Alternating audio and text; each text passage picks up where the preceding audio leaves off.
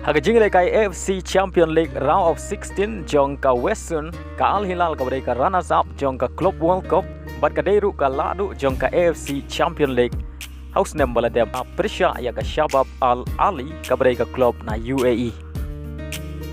Haba pa siya ka jingle kai ka Al Hilal ka layo ban ki jar nengkong tang ha ka minute ka bakhat nyo lengba ui ka halo.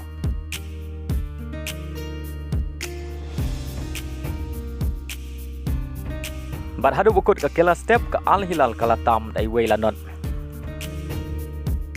But haga kela mit kata ka minit ka bah nyau peulai lengba ujang ka Al Hilal kala yo ban tep ya ka gol ka ba ar. But haga minit ka bah nyau peukundai wito yo ban tep ya ka gol ka balai nag benta ka Al Hilal. But haga minit ka ba pra peun reu ukriben sulayo tep ya ka shigol nag benta ka Shabab Al Ali.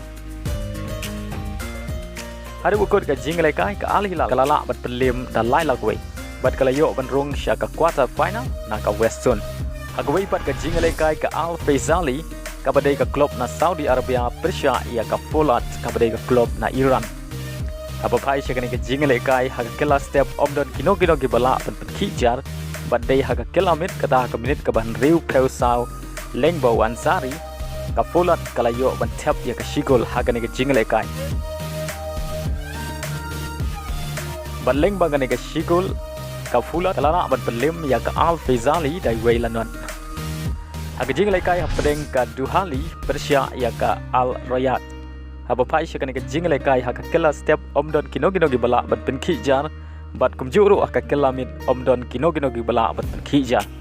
Bat dai haga extra time kata haga minit ka bashispa nyau lengba umuntari ka Al Duhali kala yo ban tap ya ka gol panengkong.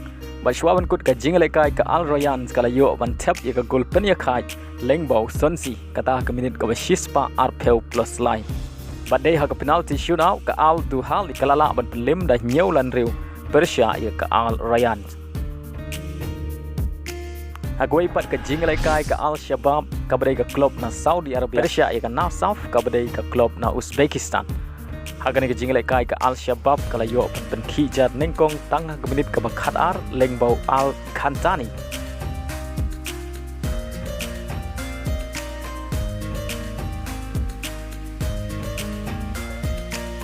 Pada hadu bukut ka kelas step ka Al Shabab kala tam dai way lanot. Bar haga kala mit kata ka menit ka basan peusau lengbau Beniga ka Al Shabab kala yo ban tep ya ka gol ka ba ar.